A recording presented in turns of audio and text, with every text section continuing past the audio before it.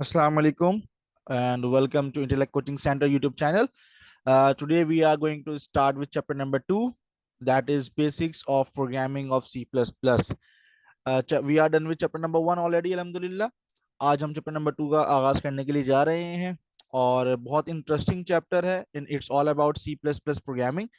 और मैं इस चैप्टर के हवाले से बता दूं आपको कि ये इस चैप्टर की इंपॉर्टेंस ये है कि अगले तकरीबन 4 चैप्टर्स इससे कनेक्टेड है.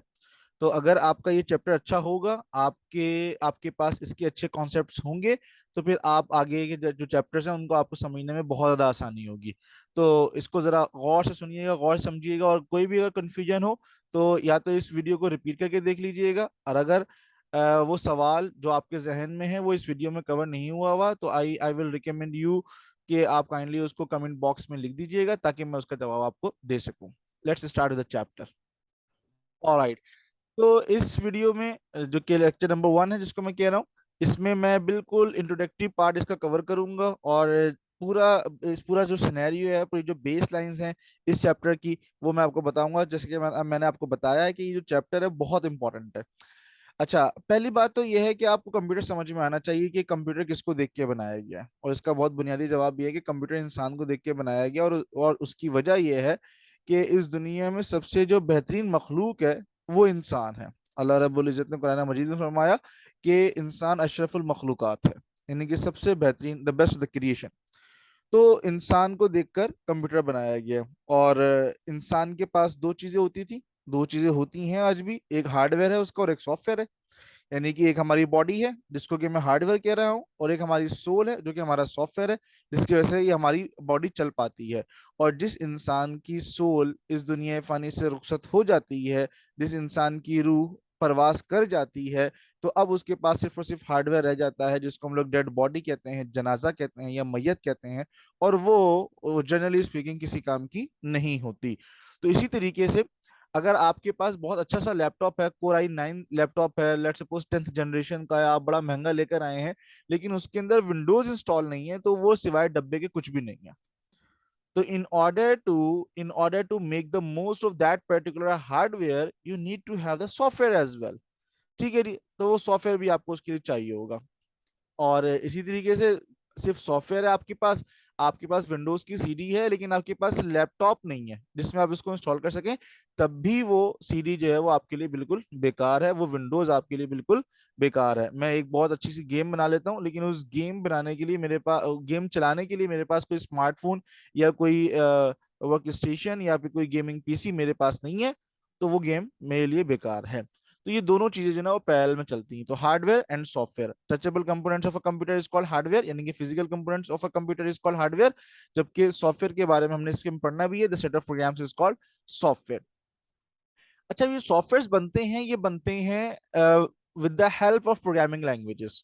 जैसे कि मैं मिसाल दूं, अगर तो अगर आपने कंप्यूटर की यानी कि डेस्कटॉप की यानी कि लैपटॉप की कोई गेम बनानी है, तो आप Visual Studio, sorry, C sharp इस्तेमाल कर सकते हैं, C++ इस्तेमाल कर सकते हैं, सी लैंग्वेज इस्तेमाल कर सकते हैं, आप जावा इस्तेमाल कर सकते हैं. ठीक है, किसी हद तक आप पाइथन भी इस्तेमाल कर सकते हैं.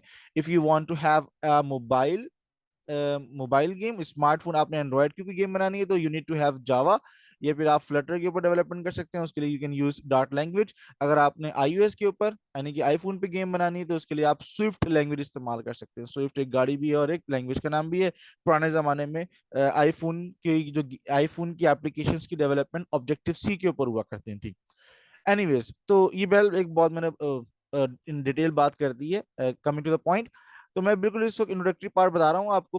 तो पहले तो समझे जरा प्रोग्राम क्या होता है. प्रोग्राम जो है वो आप दुनियावी एतबार से मिसाल ले लीजिए कि जब हम लोग कोई पिकनिक का प्रोग्राम बना रहे हैं, लेट्स सपोज, तो हम क्या डिसाइड करेंगे भाई कि we have to get up early in the morning, and we have to start our journey by 8 AM. 8 बजे हमने निकलना है, 9 बजे हमने पहुंचना है, 9:30 बजे हमने नाश्ता करना है, then we have to have some horse riding और कैमल राइडिंग. कोई स्विमिंग करना चला गया, फिर हमने आफ्टरनून में हमने लंच कर लिया, and so on so fourth. तो वो सेट ऑफ इंस्ट्रक्शंस होंगी, उन सबको आप मिला दीजिए, so that would become a program. बिल्कुल इसी तरीके से कंप्यूटर के अंदर भी set of instruction is called a program. ठीक है, जो इंसान कंप्यूटर प्रोग्राम बनाता है उसे हम प्रोग्रामर कहते हैं. ठीक है जी. अच्छा, अब कुछ मसाइल थे. वो मसले ये थे कि भाई हम बचपन से पढ़ते हुए आ रहे हैं कि कंप्यूटर तो सिर्फ बाइनरी लैंग्वेज समझता है, यानी कि 0 एंड 1। अब मैं जो प्रोग्रामिंग करूंगा क्या वो मैं 0 एंड 1 के अंदर करूंगा? Initially the answer is yes, क्योंकि वो समझता हुई जबान है। भाई अगर चाइनीज से मैं बात, मुझे मुझे चाइनीज से गुफ्तगू करनी है तो मैं चाइनीज लैंग्वेज में बात करूंगा, बहुत ऑब्वियस सी बात है। लेकिन मुझे क्या चाइनीज सीखनी पड़ेगी? इसी तरीके से कंप्यूटर के एतबार से क्या मुझे बांग्ला लैंग्वेज सीखनी पड़ेगी? क्या 0 1 के कॉम्बिनेशन क्या मुझे सीखने पड़ेंगे? तो इसका एक आसान सा जवाब ये है कि दो सॉल्यूशन है, या तो आप वो सीख लीजिए या फिर आप कोई हाई लेवल लैंग्वेज सीख लीजिए। अब ये दो दो डिफरेंट चीजें, हाई लेवल लैंग्वेज और लो लेवल लैंग्वेज, जिसको अगले लेक्चर में डिस्कस कर दिया गया है। तो बहरहाल कंप्यूटर जो है वो सिर्फ और सिर्फ क्या करता है, बाइनरी लैंग्वेज को समझता है। लेकिन मैं जो प्रोग्राम्स लिखता हूँ वो मैं प्रोग्रामिंग लैंग्वेजेस के अंदर लिखता हूँ। और जो प्रोग्रामिंग लैंग्वेजेस होती हैं उनके स्पेसिफिक कीवर्ड्स होते हैं, जिनको हम लोग सिंटेक्स कहते हैं, जिसके जरिए से हम लोग इंस्ट्रक्शंस को क्रिएट करते हैं या बनाते हैं। बिल्कुल इसी तरीके से अगर आप पाकिस्तान में रह रहे हैं तो पाकिस्तान के जो कवानीन हैं उनको आपको फॉलो करना पड़ेगा। अब मिसाल के तौर पर रेड का मतलब ये है कि you have to stop, and green का मतलब ये है कि आपने जाना है। अब अब आप इस पर डिबेट नहीं कर सकते कि भाई रेड का मतलब रुकना क्यों है और ग्रीन का मतलब जाना क्यों है। This is a particular law, this is a particular कानून, this is a particular rule and you have to follow it, that's it. This is what we use to call in in programming terms, that is syntax. ठीक है जी, इसको भी आगे discuss किया जाएगा। अच्छा, जितने भी प्रोग्राम्स हैं और उनके लिए हम हमारे पास ट्रांसलेटर्स होते हैं। ट्रांसलेटर के ऊपर आगे पूरा एक लेक्चर है। ट्रांसलेटर्स होते हैं और ट्रांसलेटर क्या करते हैं, वो हाई लेवल लैंग्वेज प्रोग्राम को लो लेवल लैंग्वेज के अंदर कन्वर्ट करते हैं। जैसे मैंने आपको बताया ना कि मुझे तो बाइनरी लैंग्वेज नहीं आती, मैं तो क्या करता हूँ कि मैं हाई लेवल लैंग्वेज के अंदर प्रोग्राम लिखता हूँ। Then definitely I need to have a translator कि वो उसको लो लेवल लैंग्वेज यानी कि बाइनरी लैंग्वेज यानी कि मशीन लैंग्वेज में ट्रांसलेट करे। ठीक है जी।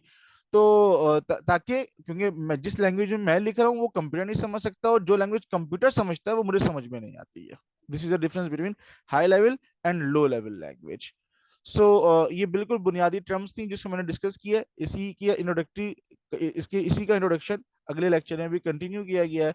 यहाँ तक अगर कोई आपको सवाल है, so you are most welcome to ask me. You can ask me your question through the comments. आप अपने कमेंट सेक्शन में कमेंट्स लिख दीजिए। I will try to response you as soon as possible.